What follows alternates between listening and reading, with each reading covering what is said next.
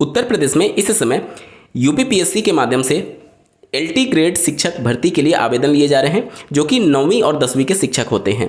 ये राजकीय माध्यमिक विद्यालय होते हैं, यानी सरकारी विद्यालयों में 9वीं और 10वीं के शिक्षक बनने का मौका आपको इस एलटी ग्रेड शिक्षक भर्ती के माध्यम से मिलेगा। आवेदन की अंतिम तिथि जो है वो 28 अगस्त है।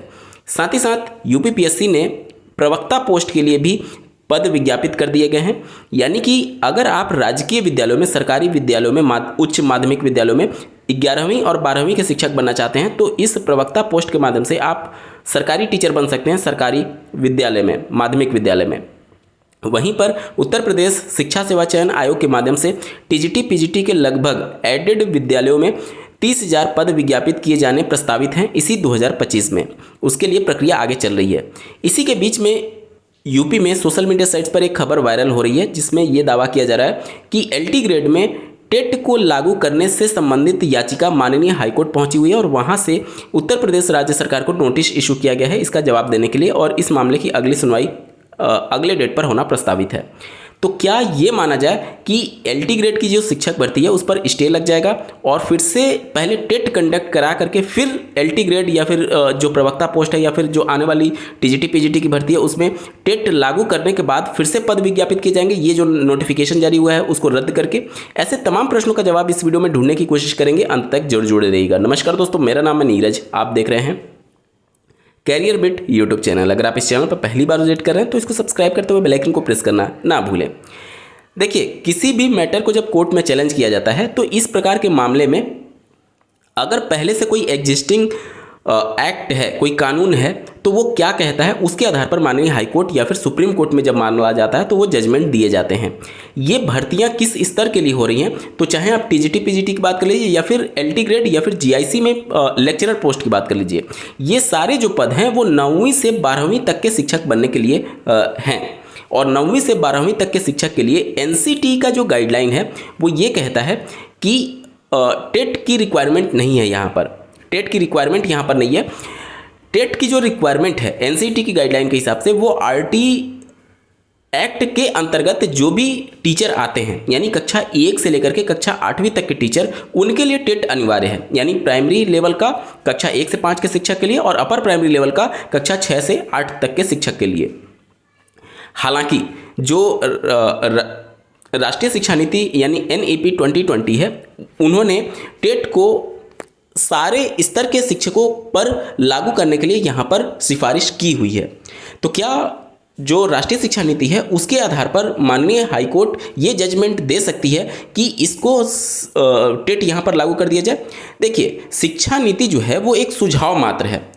जैसे राज्य के जो नीति निर्देशक तत्व होते हैं वो सिर्फ एक सुझाव मात्र होते हैं राज्यों के लिए, वो मानने के लिए राज्य सरकार बाध्य नहीं होती है, वो एक सुझाव मात्र होता है। इसी प्रकार से शिक्षा नीति जो है वो एक सुझाव मात्र है, उसको मानने के लिए राज्य सरकार बाध्य नहीं होती है, और चूंकि वो कानून नहीं है इसलिए उसके आधार पर माननीय हाईकोर्ट जजमेंट भी शायद ना दे।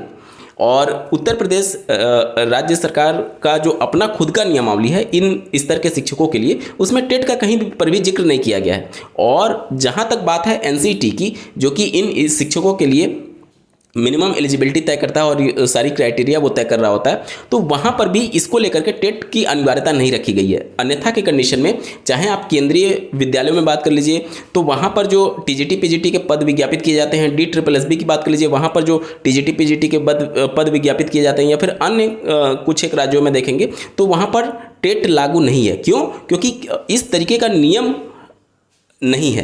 जबकि कुछ एक राज्यों में देखेंगे, जैसे कि बिहार राज्य देख लीजिए, तो वहाँ पर 9वीं से 12वीं तक के शिक्षक बनने के लिए आपको माध्यमिक स्तर का जो टीचर एलिजिबिलिटी टेस्ट होता है, बिहार में इसे एस-टेट के नाम से जानते हैं, वो पास होने के बाद ही आप इस भर्ती प्रक्रिया में शामिल हो पाएंगे। तो कुछ एक राज्य अपने स्तर पर इस तरीके के कानून पहले ही बना चुके हैं और उस आधार पर वहाँ पर भर्तियाँ होती हैं।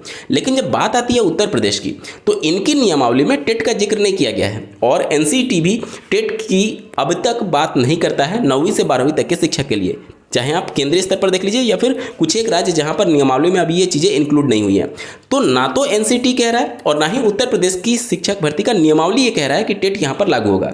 और ये जो एग्जिस्टिंग एक्ट हैं जिसके अंतर्गत ये भर्ती हो रही है या फिर जो नियमावली के अंतर्गत ये भर्ती हो रही है वो टेट की पैरवी नहीं करता है। टेट की पैरवी सिर्फ और सिर्फ राष्ट्रीय शिक्षा नीति करता है और वो भी एक सुझाव मात्र है, कोई एक्ट नहीं है, कोई कानून नहीं है। इसलिए मोस्ट प्रोबेबल है कि ये जो याचिका माननीय हाईकोर्ट में गई हुई है वो माननीय हाईकोर्ट से खारिज होने के बहुत ज़्यादा चांसेस हैं, बहुत ज़्यादा चांसेस हैं कि ये याचिका खारिज हो जाएगी और इस भर्ती में टेट लागू होने की संभावना लगभग ना के बराबर है, लगभग ना के बराबर है। ठीक है, जब तक कि जो और ये कैसे किस बेस पर लागू होगा आप खुद समझिए ना कि एक तो अभी एग्जिस्टिंग कोई कानून नहीं है, ऊपर से टेट इस लेवल का ना तो राज्य सरकार कभी कंडक्ट कराई है और ना ही केंद्रीय स्तर पर सीबीएसई कभी कंडक्ट कराई है। सीबीएसई ने एक ट्वीट के माध्यम से ये जानकारी भी दी है कि चारों स्तर का जो टेट होगा वो अभी 2027 तक कंडक्ट नहीं कराया जाएगा, क्योंकि 2027 में जो ITEP कोर्स है वो पहला बैच निकल करके सामने आएगा और उसके बाद जाकर के वो विचार करेंगे कि 4 लेवल का टेट वो कंडक्ट कराए। तो 2027 तक तो ये पॉसिबल नहीं है और राज्य में राज्य सरकार इस तरीके का टेट कंडक्ट कराती नहीं है। तो किस बेस पर ये टेट कंडक्ट होगा वो भी अपने आप में एक बड़ा सवाल है, क्योंकि इस तरीके की CBSE बोर्ड को अगर कराना होगा तो सबसे पहले उसका सिलेबस तय होगा और भी सारी चीज़ें होंगी, बहुत सारी फॉर्मेलिटीज़ होती हैं, वो सारी करने में समय लगेगा। तो अभी प्रेजेंट में अगर आप देखेंगे तो इस तरीके का ना तो केंद्रीय स्तर की एजेंसी और ना ही राज्य स्तर की एजेंसी इस तरीके का टेट कंडक्ट कराती है और ना ही नियमावली में ये मेंशन किया गया है और ना ही NCT का इसकी तरफ कोई अभी एग्जिस्टिंग कानून है।